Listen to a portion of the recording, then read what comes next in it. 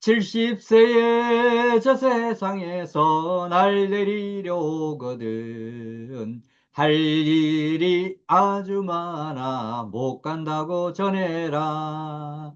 네, 9988 백세 인생을 진행하는 비전꿈대학의 박주간 박사입니다. 자, 여러분 반갑습니다. 오늘은 Q&A로 풀어보는 연명의료 의향서, 이런 제목 가지고 방송을 진행하겠습니다. 그 중에서 연명으로 의향서 이해도 체크리스트 평가표를 제시를 합니다. 자, 연명으로 평가표 10가지 항목. 첫 번째, 연명으로 의향서가 무엇인지 알고 있는가? 두 번째는 사전 연명의료 의향서와 연명의료 계약서의 차이를 알고 있는가? 세 번째는 언제 작성하는지 알고 있는가? 4. 누가 작성할 수 있는지 알고 있는가? 5. 어디에서 작성하고 있는지 알고 있는가? 6. 비용은 얼마인지 알고 있는가? 7. 언제든지 변경 처리할 수 있는지 알고 있는가? 여덟 번째, 가족이 대신 작성할 수 없는 이유를 알고 있는가? 어떤 연명 의료를 중단하거나 유보할 수 있는지 알고 있는가? 열 번째는 왜 미리 준비해야 하는지 알고 있는가? 이런 내용입니다. 자, 이 10개 항목에 대해서 여러분이 알고 있으면 평가를 한번 해 보십시오. 평가를 제대로 알고 있는지. 잘 알고 있으면 7, 8, 9점, 보통이면 4, 5, 6점, 모르고 있으면 0, 1, 2, 3점에서 100점 만점에 몇 점인지 이렇게 계산해 보시면 좋겠습니다. 일단 평가까지 한번 여러분이 꼭 해보시기를 부탁을 드립니다. 자, 그러면 두 번째, 연명의료 의향서란 무엇인가? 이런 질문에 대해서 제가 설명을 드리겠습니다. 핵심 내용, 제대로 이해하기 이 세 가지 그런 측면에서 설명을 드립니다. 자신의 마지막 의료 선택을 미리 기록하는 제도가 연명의료 의향서입니다. 건강할 때 본인이 미리 기록하는 제도. 두 번째는 의식이 없을 때 본인의 의사를 이렇게 의향서를 써놓고 나서 그 다음에 이제 병이 아프거나 뭔가 사고로 의식이 없을 때 본인의 의사를 존중하기 위해서 마련된 제도입니다. 세 번째는 존엄한 삶의 마무리를 준비하는 중요한 선택입니다. 그래서 건강할 때 작성한다라고 하는 이해를 하면 좋습니다. 자, 그럼 여러분이 실천해야 될 세 가지 먼저 말씀을 드립니다. 자, 제도의 의미를 이해한다. 제도의 의미를 이해한다. 자, 두 번째는 가족과 함께 이야기해 본다. 세 번째는 필요성을 진지하게 생각해 본다. 이런 부분 가지고 여러분 서로 제대로 된 연명으로 의향서를 이해하고 또 그렇게 하기 위해서 여러분이 실천해야 될 사항 세 가지를 제시했습니다. 자, 그 다음은 연명의료 계획서와는 무엇이 다른가? 의향서와 연명의료 계획서가 있습니다. 용어로 보면 비슷합니다. 그런데 완전히 다릅니다.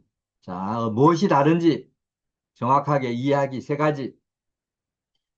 사전연명의료의향서는 건강할 때 본인이 작성합니다. 반면에 연명의료 계획서는 본인이 작성하는 게 아니고 본인의 의사를 반영해서 의사가 함께 작성을 합니다. 환자의 의사를 반영해 의사와 함께 작성하는 것이 연명의료 계획서다라고 하는 거 인식하면 좋습니다. 그 다음에 세 번째, 작성 시기와 작성 방법이 서로 다릅니다.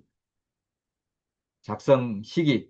작성 시기는 연명의료 의향서는 건강할 때 작성하는 것이고, 연명의료 계획서는 지금 병중에 있는데 의사와 함께 어떻게 치료하면 좋겠다라고 하는 이런 방식으로 작성하는 것.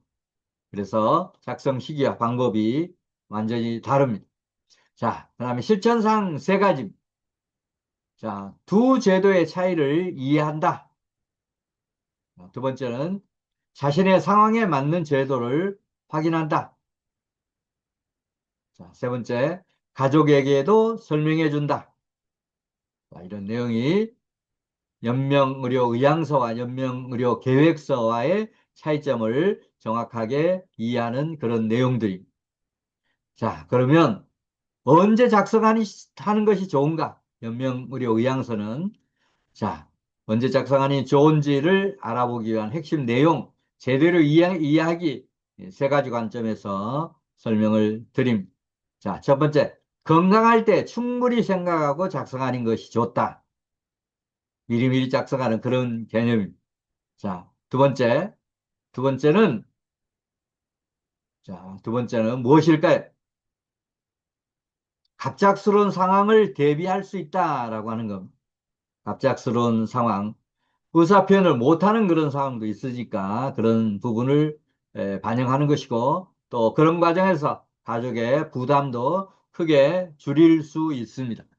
이런 연명의료 의향서를 제출하지 않으면 의사들도 우리가 생존이 어려운 그런 상황에서도 치료를 중단할 수 없는 것이 또 의료법에 나와 있는 부분이기 때문에 그럴 때 의료비 부담이라는 이런 부분이 가족에게 부담을 크게 주는 부분인데 미리 이렇게 의향서를 써놓으면 그런 가족의 부담도 크게 줄일 수 있다라고 이렇게 보면 좋습니다. 자, 그 다음에 실천상 세 가지. 건강할 때 준비한다. 건강할 때 미리미리 준비해 놓는 게 좋습니다. 배우자와 함께 상의한다. 세 번째는 자녀와도 대화한다. 이런 부분이 언제 작성하는 것이 좋은가에 대한 그런 어떤 이해 부분과 여러분이 실천해야 될 그런 사항들입니다. 그 다음에 누가 작성할 수 있는가? 누가 작성할 수 있는가? 자, 이 부분에 대해서 핵심 내용 제대로 이해하기 세 가지. 만 19세 이상의 성인이 작성할 수 있습니다. 연명의료 의향서는 만 19세 이상 성인이 작성할 수 있다. 자, 두 번째는 반드시 본인의 의사로 작성해야 된다라고 하는, 본인의 의사로 작성하는 것이다. 그 다음에 세 번째는 그래서 타인이 대신 작성할 수 없다. 배우자도, 그 다음에 자녀들도 대신해서 작성할 수가 없습니다. 자, 실천해야 될 세 가지 사항. 본인의 의사를 명확히 한다. 자, 두 번째는 신분증을 준비한다. 연명의료요양서 작성하라고 할 때는 꼭 신분증을 준비해야 합니다. 신분증도 업로드를 합니다. 자, 그 다음에 세 번째, 충분한 설명을 듣는다. 실제 연명의료의향서 등록하러 가면 자세한 설명을 해 줍니다. 그럴 때 이제 모르는 부분은 또 질문도 할 수 있고 그렇습니다.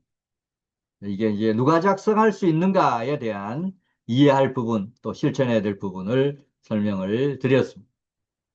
자, 다음은 어디에서 작성하는가? 어디에 가서 등록하는가? 핵심 내용 이해하기 세 가지. 자, 첫 번째는 등록기관에서 상담 후에 작성할 수 있다. 그러면 등록기관은 어디냐? 모든 병의원이 아니고 지정된 병의원, 그 다음에 보건소도 이제 등록을 하는데 보건소도 모든 보건소는 아닙니다. 연명의료의향서를 등록하는 보건소가 있고 그렇지 않는 보건소가 있습니다. 그러니까 미리 확인해 보고 가는 게 좋습니다. 자, 그 다음에 두 번째는 어디에서 작성하는가에 대한 이 두 번째 부분. 전문 상담을 받은 후에 등록을 합니다.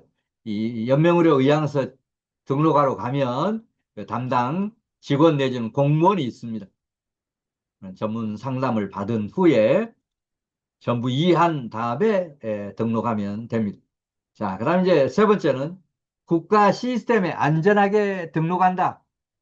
국가 시스템에 등록이 되기 때문에 또 그리고 이런 등록한 내용을 본인 의사에 따라서 가족도 나중에 공유할 수 있도록 해놓으면 가족들도 공유할 수 있도록 이렇게 되어 있습니다.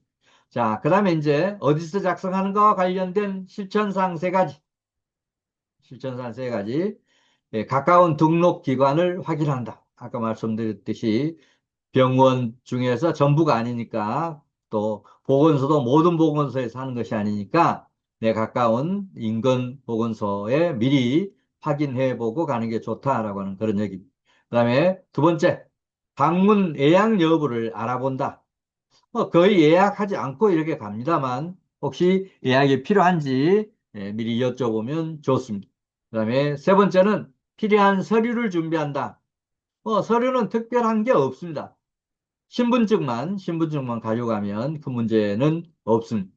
자, 그래서 어디에서 작성하는가와 관련된 여러분이 제대로 이해할 세 가지, 준비해야 될 실천사항 세 가지 말씀을 드렸습니다. 자, 비용은 얼마인가? 비용은 얼마인가?